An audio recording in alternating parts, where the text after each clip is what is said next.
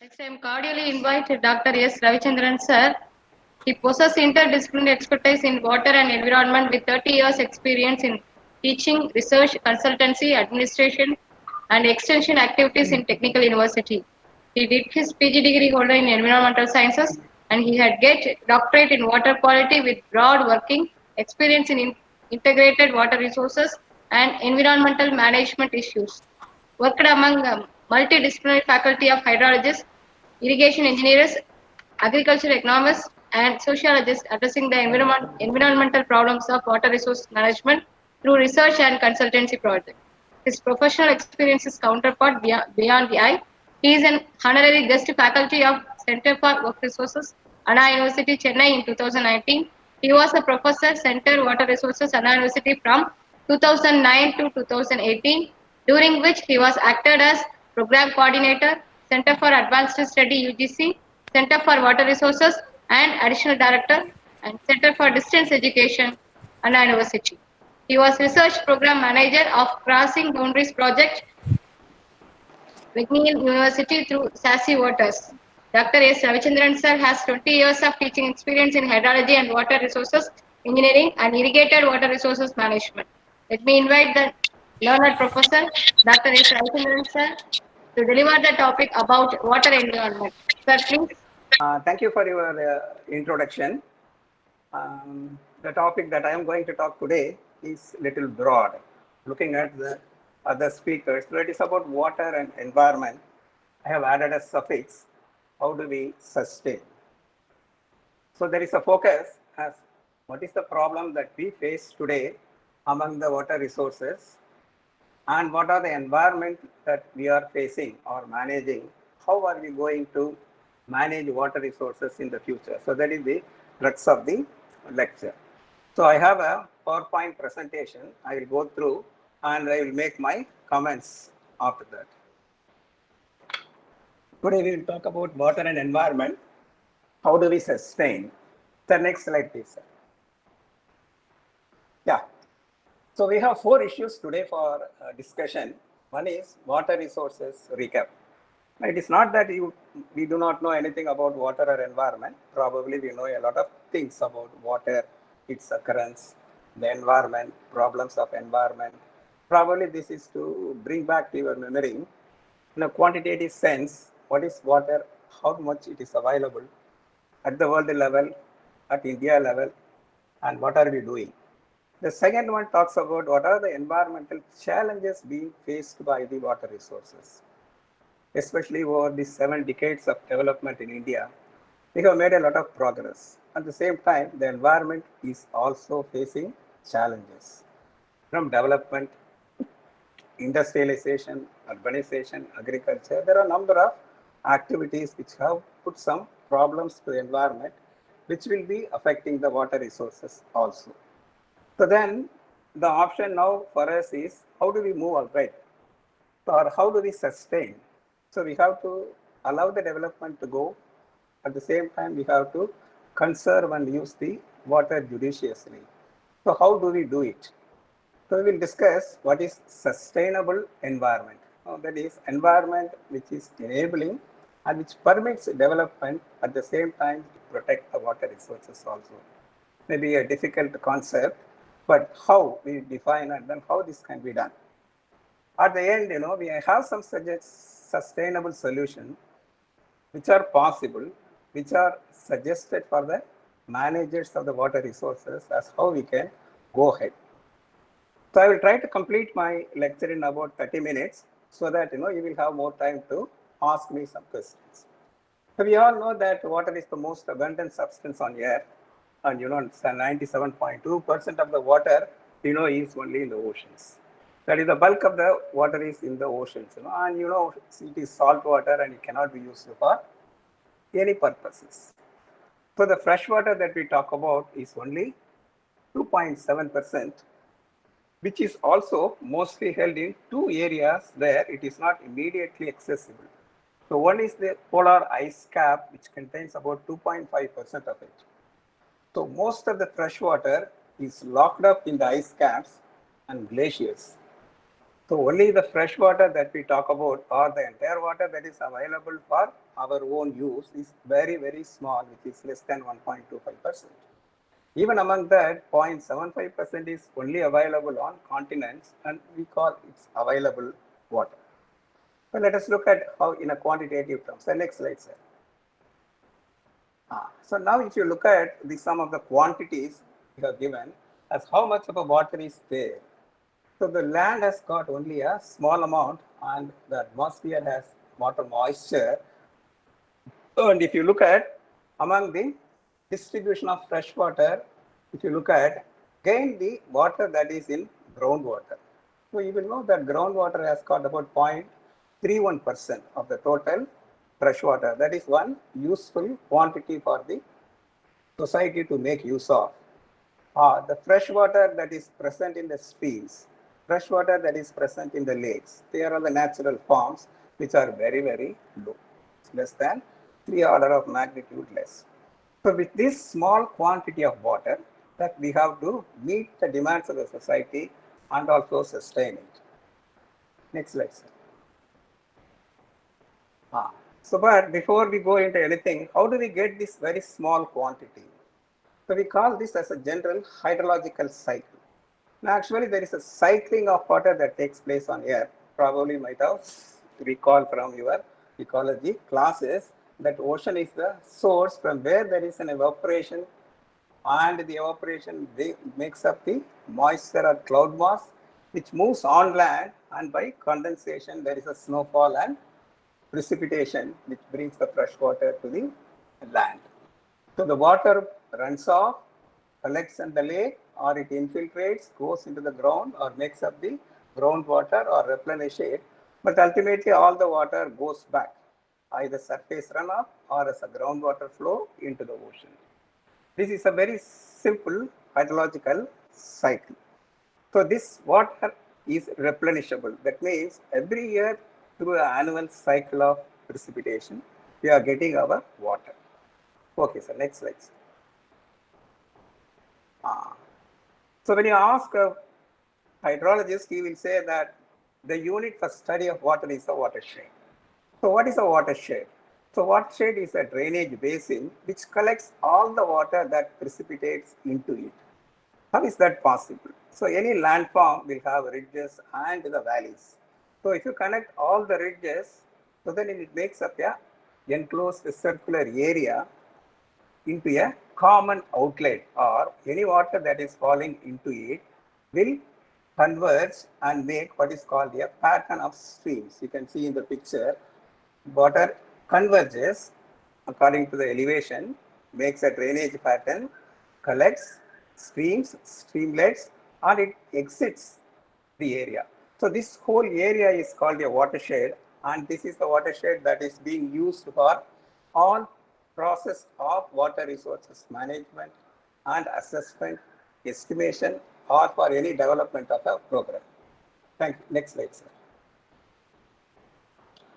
So any land body is ultimately divided into your watersheds, or we call river basin. On the right side, you can see at the top of the catchment or at the top of the watershed, we have streams and streamlets. So they form small sub-watersheds which combine to form the main watershed, which moves from the catchment into the river valley, makes up the river valley, the main river, or the streams that join laterally, moves down, and there are number of subbasins, and all of them join to make the main river, which makes the river basin or deltas, which finally leads to the sea. So the entire landmass that we have, it can be divided into number of watersheds. For example, Tamil Nadu has 17 major and minor watersheds. So the entire area can be divided into watersheds, and any planning or assessment is based on this process. The next slide. So when you look at the environment, what I mean here is the water that is in contact with. The water is in contact with the natural geological terrain in the catchment, in the river valleys, in the deltas. So these are the three segments which are successively moving as water moves through the river. So as I told you, watershed is the divide which collects the water, and it is made up of what is called the land cover. So the land cover is the vegetation or the land use or the type of trees, forest, or the soil that makes up or the geomorphology of the area. So the geology of the area, the availability of water controls the vegetation, which in turn controls the quality of the water or the amount of the water.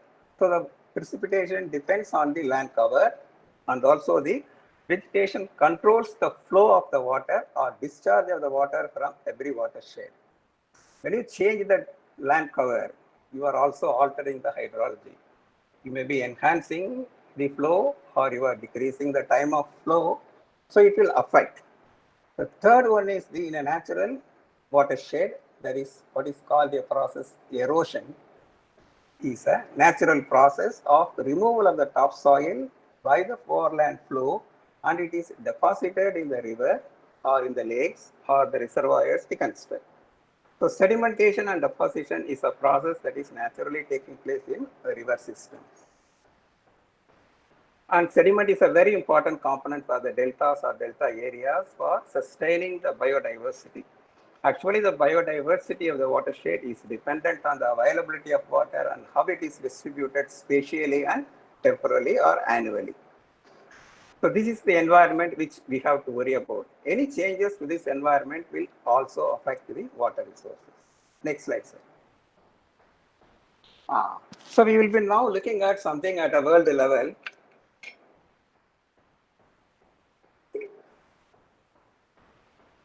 How much of the water we have.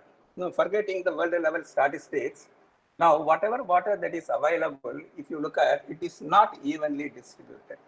You look at the Asian continent, it has 60% of the total world population is living here, whereas we have only 36% of the total water available. Now, if you take the North America, for example, they have 8% of the population, but they have 15% of the water that is available.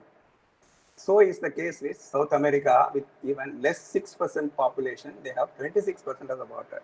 This is one first major issue or problem for water resources is, it is unevenly distributed. At some places the water is in plenty, at some places it is not.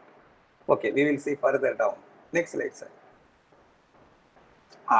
So when you go down from the continents to the country level, there is this picture shows you what is the availability. That means per capita availability depends upon the land mass of the people who are living, and it is being categorized as cubic meters per capita per year.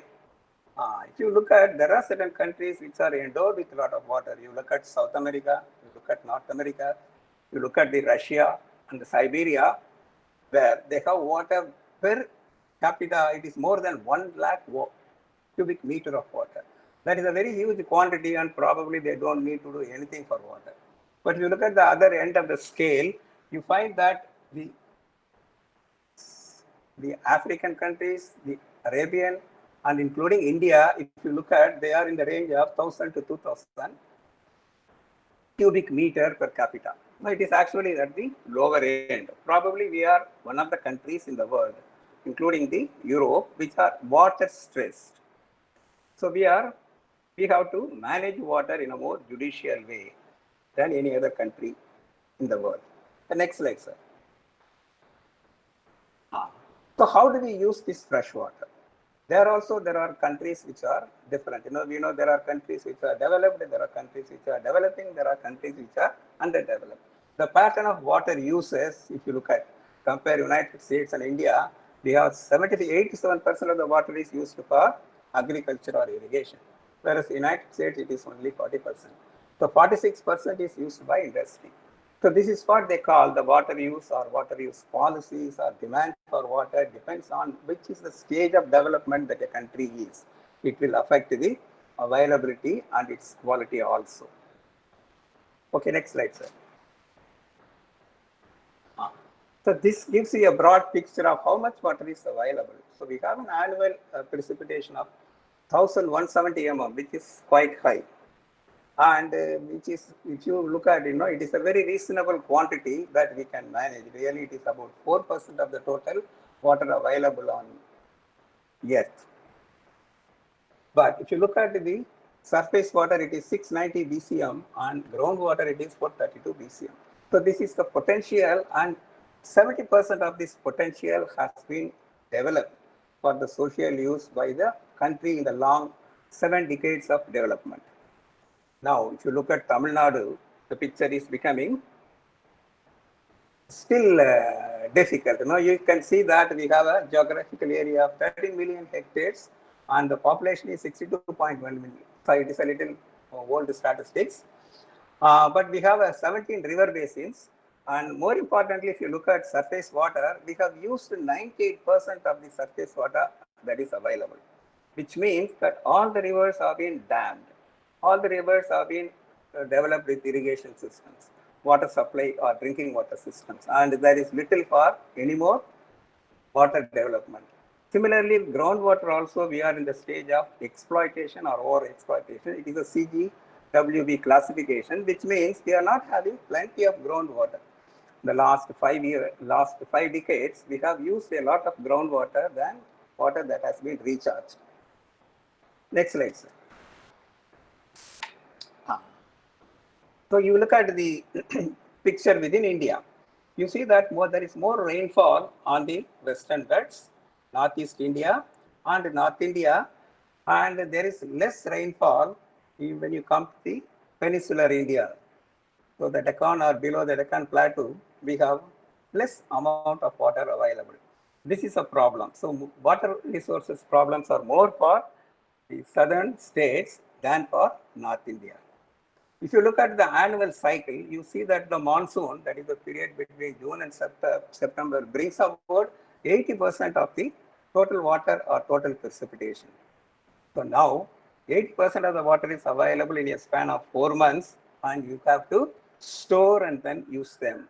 So all other seasons accounts only for 20 or 25%.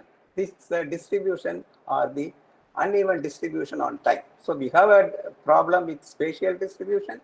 We have a problem with annual availability also. So that adds to the problem of management. So you look at the availability of water per capita at India. There is a statistics from 1951 and it is projected up to 2050. In 1951, you can see that the water availability is very good. It is 5,000 cubic meter per capita. That means the population in 1951 is exactly half or less than half of what we are having today. But the water resources remains the same, whereas the population has increased. That is why we are touching two lines which are indicated as water stress line, which is 1700 cubic meter is the minimum water that is required as per the international organizations, and 1000 is the place where water scarcity. In fact, we are facing water scarcity. Next slide, sir. So what makes this problem, or why we are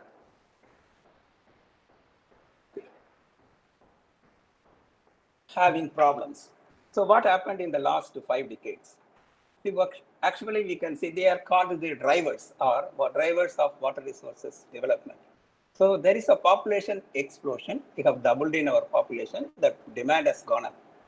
Consequently, the food consumption requirements have been growing up.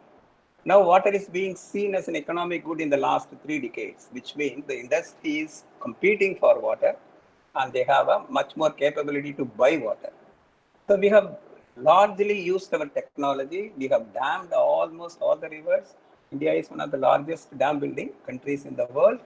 And we have lifestyle demands like we want water at natural places, recreation, etc. So the freshwater ecosystems have become vulnerable because of the development pressure. Another point for India is that 25% of the population live along the coast, and there is a heavy development of water resources on the coastal areas, which is inviting saline water intrusion. Irrigation, we still use more than 70 or actually 80% of the water is used for irrigation, which is a consumptive use. In the sense, it is used once and it cannot be reused. So these are the problems or the drivers which forced the way that we have developed as well as using the water resources in the last 2 or 3 decades. Next slide, sir. So if you look at the water stress, that is, I told you that there is a 1700 cubic meter per capita. If you look at among the world countries, you look at the India. So India is in the area of 0.4 to 0.8 per capita water available, and that is really the worrisome. Only the countries in the Arabian Peninsula, Western Africa, India, as well as parts of the North America are now facing water stress. Water stress is not like water scarcity, which we will see next, but it is not giving a comfortable way of meeting the requirements of the people. So you will have to uh, move from water that is a natural resource into water which is an economic good. So that is what we are going to face in the next decade. Next slide, sir. So this is a projected one, water scarcity. So water scarcity is a situation where you will be left with no option. You won't be able to provide water because the demands are far exceeding the availability, or it is a case of improper development. What are the countries? India, China, South Africa, and Middle East, or maybe the countries will be more affected in the years to come. That means it is a projection. So this data shows that there is an economic water scarcity, which means, we will have to pay for water. So we are considering water as a fundamental right, and then we have access to water. The governments are trying to provide water for everyone, but this ability will be put under stress, and water scarcity may result by 2025, and we have to be prepared for that. Next slide, sir.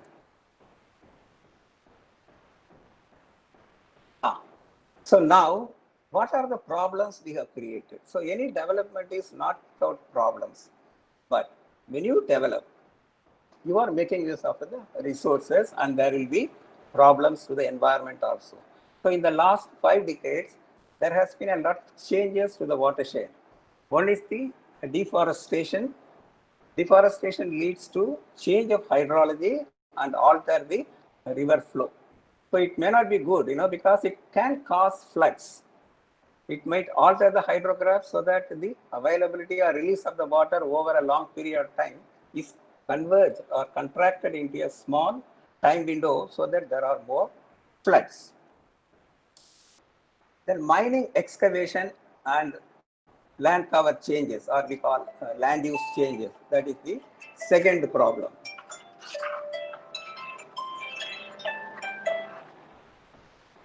And we have the third major one is the irrigation development, which has been very good. We have had our own green revolution, and we are able to meet the food requirements of the population, but that is at a cost of changes to the land. So that one change is the soil erosion because of the conversion of the forest into agricultural lands, and the method of irrigation practices have made the soil vulnerable for erosion by water erosion or air erosion, wind erosion. It has caused a lot of changes. So urbanization, water pollution, loss of water quality are a consequence of the population explosion. So these are the major environmental challenges that we are posing to the water resources in India because of the development. Next slide, sir. So the more visible or the more problematic one is the groundwater table. See, the groundwater is the one which is very useful resource for everyone, especially for the lower end of the society. It is available everywhere. It was available everywhere, and people get good quality of water for domestic use or personal use from wherever they are living. But over the years, we have started pumping more and more water, more and more irrigation development. And in the last 3 decades, most of the states are providing free electricity supply, which has resulted in improvement in agriculture, but at the same time, indiscriminate pumping of the water. You can see that our wells are going deeper and deeper. Open wells are disappearing. We are having only bore wells, and even among bore wells, the yield is decreasing. So, which is called the over exploitation of the aquifer, will actually put us in trouble for the future generations. Next slide, sir.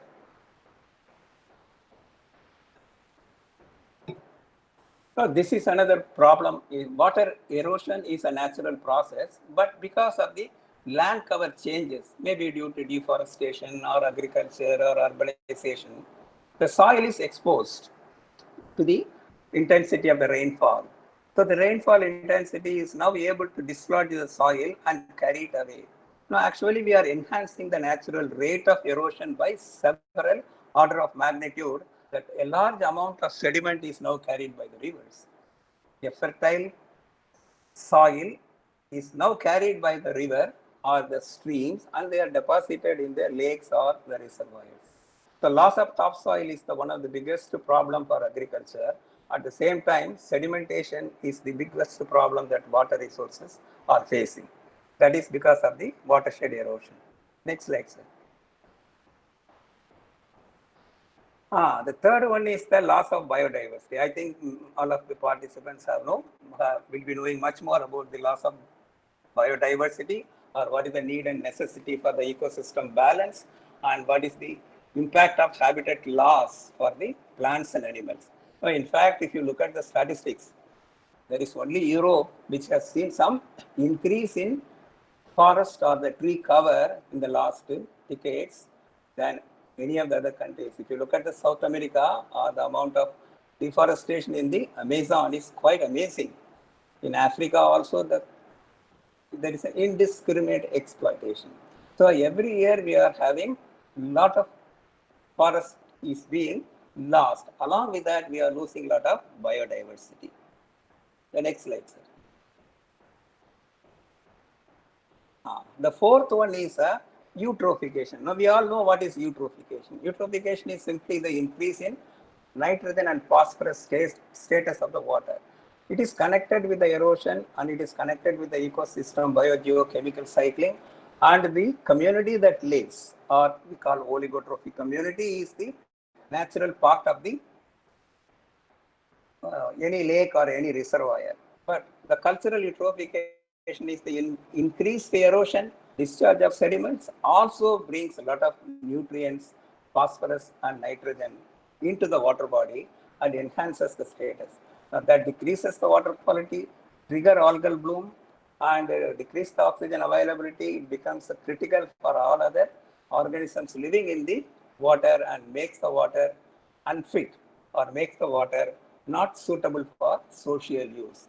So India's most biggest problem today is the eutrophication, and how are we going to control is a challenge. Next slide, sir. So this is sedimentation. So sedimentation is actually a problem of deposition of the soil that is eroded in the catchment, carried by the river, and then deposited in the reservoirs or the lakes.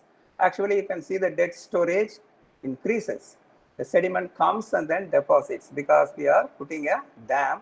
It arrests the flow and settles the sediments. So the settlement of the sediment actually reduces the capacity or volume of the storage that is available for use. So there are reservoirs which have been 50% silted up. And when the capacity loss, you will be having problems for water supply for irrigation or water supply for domestic and other industrial uses. So that means we are reducing, or in the 50 years, whatever storage that we have created, we have already lost 50% of the storages, unless we do something about the removal of the sediments. This is the fifth problem that we have. Next slide, sir. So what is the solution? Can we go on like this? But if you look at the environment is the largest circle, which has given rise to two subsystems. In the first place, the society which developed, it moved from subsistent living to one of managing the water resources, harnessing it, controlling it, and then making use of water. Now that is actually a command over the availability of water or the water use. But over and above that, we have another economic subsystem which has come into existence, and anything and everything moves with a cost benefit. If you want to develop a water resources project, you need money. So if you have funds, then you can do some development. If you want to do some changes, if you want to do some improvements, again. So economics started controlling the all activities, including that of the environmental development or conservation in the last decade. So what shall we do? The next slide. So that is where sustainability is not any new concept. You know, a lot of people talk about sustainability. Sustainability in every sphere is being talked about. It is actually a buzzword. But how does it, from environment, how the social and economic domains overlay? It will be interesting. If you look at social and economic, people talk of equity. Is it equitable? So that is the driving force between society or social and economic. With social and environment, if you look at what is bearable, how much can we allow, how much we can stop, it is something about the technical knowledge or what a biologist or what a natural scientist can decide. Social and environment and economics, if you look at, the tie is very difficult. So the question of viability comes in because the economic or the development activities are actually the lifeline of the society. You cannot say that you can't construct a dam, you cannot construct a factory, because that is development and improving livelihood. So now the overlay between economic and environment says, is it viable? Viable for whom is the real question. Is it for economics or is it for environment?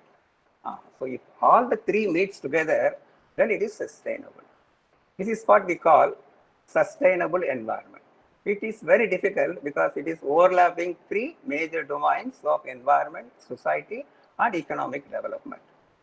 A difficult concept because, to put it in a simple, very simple way, someone gives you a cone ice cream in your hand and then asks you not to eat it. So you wanted to have the ice cream with you as well as you wanted to taste it.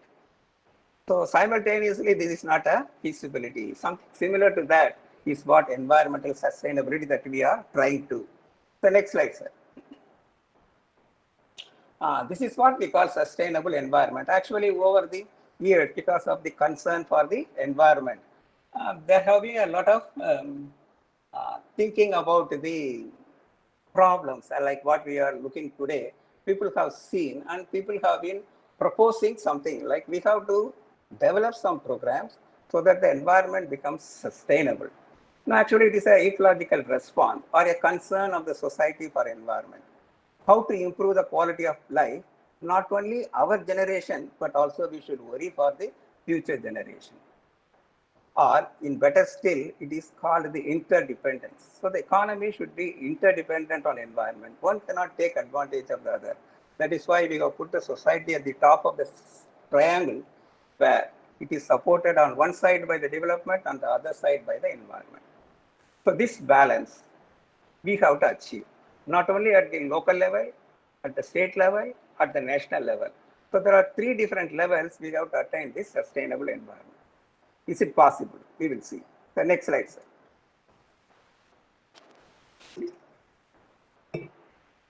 No, actually, the sustainability or environment sustainability has four pillars or four founding ideas on which it is being built on. So one is the equity. So equity has different meaning for different sciences. All people use the word equity. But here in sustainability, what we would like to look at is the first one is intra and intergenerational equity. Intergenerational equity is not what you are enjoying now, the rivers, the streams, the forests. What you are enjoying now must be available for your sons, daughters, and grandson. If you have a concern for such natural resources, so then you are making intergenerational equity. Well, is that possible? What is the problem today? So we see uneven distribution of wealth. What is uneven distribution of wealth? We have developed the countries which are having a lot of wealth, better quality of life. There are countries which are developing. Maybe the reasons may be different. Like we had a 200 year of colonial rule which prevented us joining the industrial revolution. We picked up very late. That is the reason why West is able to build up a lot of wealth, exploiting the Asian or African countries. Well, West has, this is what we call East-West divide or exploitation. Or we are doing a debt service. So a large part of our earnings, GDP, goes for paying back the loans of the World Bank, IMF, ADB. So are we supposed to pay all these dues? Who has bought the dues? Maybe your grandfather would have got this money. For example, PL 480 loan. Some of the senior people will remember. And we are paying back even for that. Is it correct? There are arguments all over the world. If you want to make intergenerational equity, you have to wealth redistribution. That means, it is not that the government writing off loans in India, but there must be a world body which must intervene and then say that wealth redistribution must take place. Some of the developed countries who are sitting now are asking us to follow pollution guidelines must come forward to redistribute their wealth. If this is done, then okay, then we are moving on. Pillar 1. Next slide, sir. The second one is depending or understanding the local environment. Carrying capacity is a very familiar word for natural scientists. And we know that ecosystem has got some sort of carrying capacity. Any development activity must not exceed the K. When you exceed the K, then slowly the ecosystem starts losing its capacity or the resilience becomes low. So if you do that, over the period of time, you will be completely destroying the ecosystem. That is where we call altered ecosystems. So if you want to sustain, then you must retain the ecosystem structure and function. So we should know what is the carrying capacity of each river basin and allow only those development activities which is within the level of permitting or which is within the carrying capacity of the watershed. So that is the idea of the sustainability pillar 2. The next slide. The next slide, please. The third one is the biological diversity. This is the basis for life on Earth. If you lose diversity or if you lose life, then there is no question of development or quality of life or enjoying or anything. So biodiversity is the basis of all life forms, and if we allow the diversity to be lost, so then we will not have a future, or the entire future of the humanity itself is in endanger. More often, we have to retain the options for the future generations. We should not exclude them. So that is where the third pillar is the biological diversity. Fourth one, sir. Next slide, sir. It is called the risk management. Now we can't go back suddenly. We have had nearly 50 years of development process and how to set right. So there are two ways. One is evaluation. We have to make an evaluation of each and every watershed. What is its unique problem? What is its capacity? And what are the industries that can be permitted? What is the availability of water? What is the quality of water? And what should be done? This is what they call an evaluation plan. An evaluation plan eventually leads to a mitigation plan. So mitigation plan is actually developing the risk management strategy. So from this point onwards, how are you going to recover? How are you going to control water pollution? How are you going to control development? Or how are you going to guide development? What is your plan? So that in a definite time scale that you can reach, or at least you can reverse some of these processes. Eco-restoration is a very buzzword in the European or United States. So for every watershed, we have to develop a strategy, we have to evaluate, and we have to develop a mitigation plan. Next slide, sir.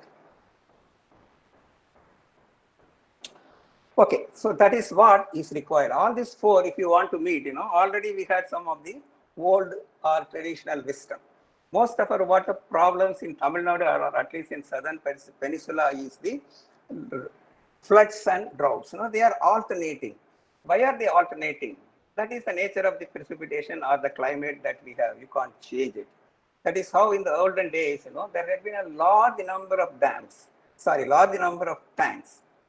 Tanks are of two kinds. One is natural, the other one is man-made. So what you see is a temple tank. Every temple had a tank in the earlier days. It is not just for religious purposes. It stores water. So we had large number. Even today, we have some 40,000 tanks are available in Tamil Nadu. But only problem is, the inflows or inlet into the water bodies are blocked by people. So that during floods, instead of filling up the tanks, most of the water goes as runoff into the ocean. we have neglected, some of these things can be revisited. This can still help us more than a technical solution. Next one, sir. Next slide.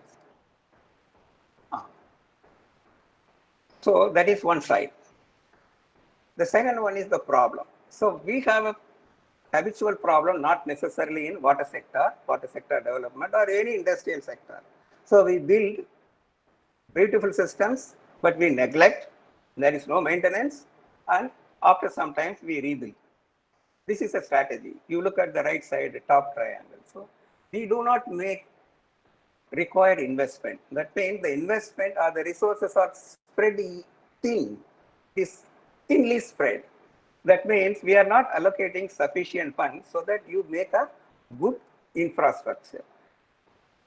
So low level investment leads to low service level. So the infrastructure is poor, it won't be able to survive long, or it can meet the demands. So then when you are providing low service, say for example water supply, people will not be willing to pay water taxes, because when there is no water, then why should I pay tax? So the low tariff recovery or cost recovery makes again less for maintenance. So this is a cycle.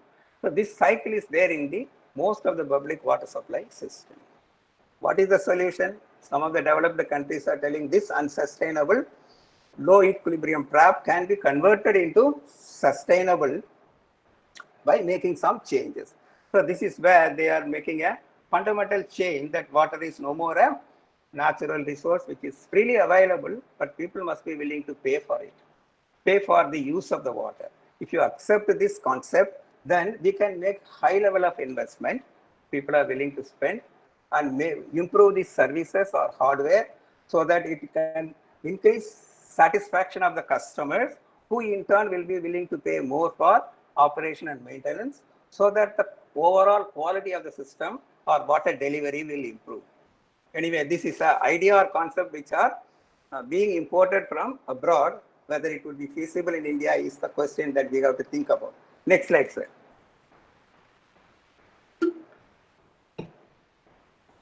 So I have some suggestions. Probably these are only my suggestions out of my experience, but there can be many.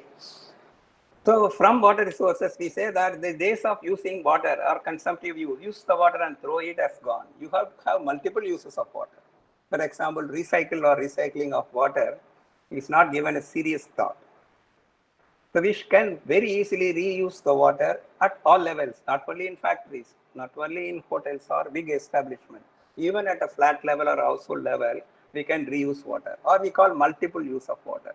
So when you use water once again, you are reducing pressure on fresh water, which may be used for drinking or for higher demanding areas. The second one is integrated river basin planning. No, in India, we are thinking different departments are different kingdoms. Water is seen as a separate subject. Environment is seen as a separate subject. Agriculture is seen as a separate subject. So each one is not sitting together and meeting. So IRRM is a new principle where every activity in a river basin must be considered as a single unit, and people should develop plans. Only then it will work. If you want to do that, then you need to educate the community. Now that the country's literacy level has increased, people can be introduced to some scientific ideas or thoughts, so that their awareness can help us to develop some viable programs. Next slide, sir. Now we have to sustain. This is the second one, Now you look at here, we are not making use of the parallel developments that are taking place. For example, in communication science, nobody in Tamil Nadu is without a cell phone today.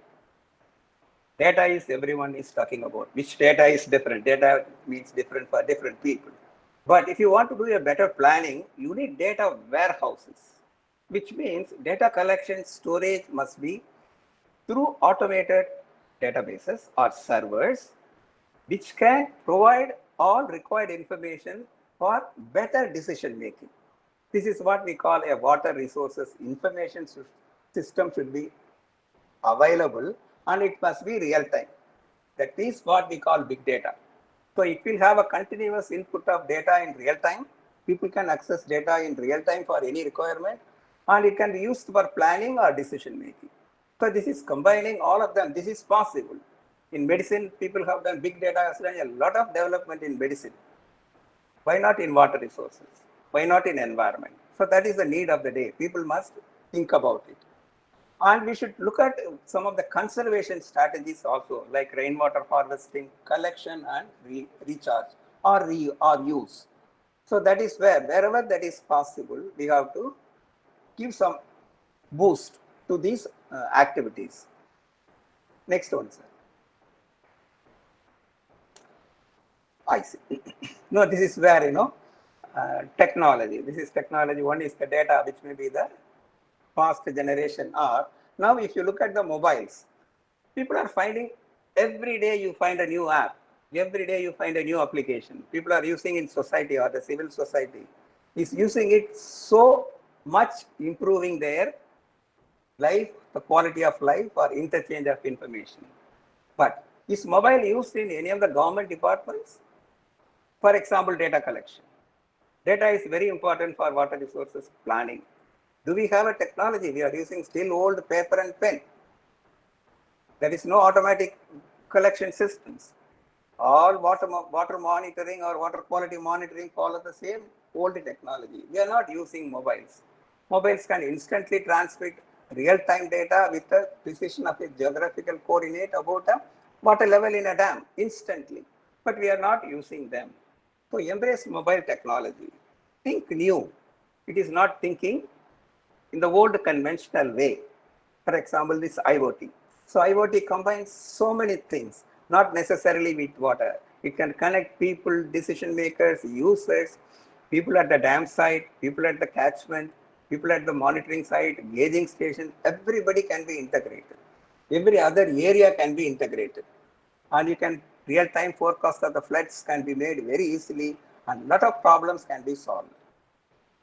For which, you need an institutional policy reforms. Most of the legislative policy regarding water or natural resources management are very old. Some of them are even from the British days. So we have to think of new legislative reforms which can provide scope for embracing new technologies so that people can get the benefit. Next one, sir. So having said all these things, anything and everything is now finally for the disposal of the funds or the finance. So finance decides finally what can be done, what cannot be done. Now, for which there is a World Resources Institute has made a projection based on the present development stage or the capacity of the GDP as if you want water management solutions in each country, in such case, what is their capacity and how much they have to spend? So there are certain countries which have very huge advantage. For example, North America, Australia, Russia, large part of China, Saudi Arabia even, and Europe. But if you look at all other countries, Africa and Asia, in Asia, India and Southeast Asia, you find that they have to spend even up to 4% of their GDP if they wanted to, if they are able to implement this sustainability solutions, which demands a lot of investment. So this is for the government or the government level, or the NGOs or other players must come into the picture to take care of, because water is everybody's business. It's not just the government's problem. If water is not available, each one of us will be affected personally also. So that is where we should try our best to see that what contribution that we can make. Next slide, sir. Most of the ideas and the PowerPoint that I have collected from my class notes, from some of the internet websites, and some of the organizations have provided a lot of information. You can pursue them if you want to develop in any one particular area. Next one, sir. We are at the end. I have made some suggestions, but if you think that you have some suggestions, you can make it. Or if you have any questions, you can ask me. So many times we have to think at this point of time out of the box. We have to get out of the conventional way of thinking, conventional way of doing things, and think something which is different. Like mobile has changed the lives of the people in the last 1 decade. we have to make some changes. Otherwise, conserving the environment or water would be a difficult one for future generations. Thank you, sir. Thank you, sir. Thank you, Ravichandran, sir, for Thank your you. nice presentation. And thank you, Muthucheriyan, sir, and Dr. Harald, sir, and our program coordinator, Dr. N. Jayakamaran, sir. So we end up the day with the notes. You can't go back and change the beginning, but you can start where you are and change the ending. So fill your minds with positive thoughts and stay back and stay safe and healthy.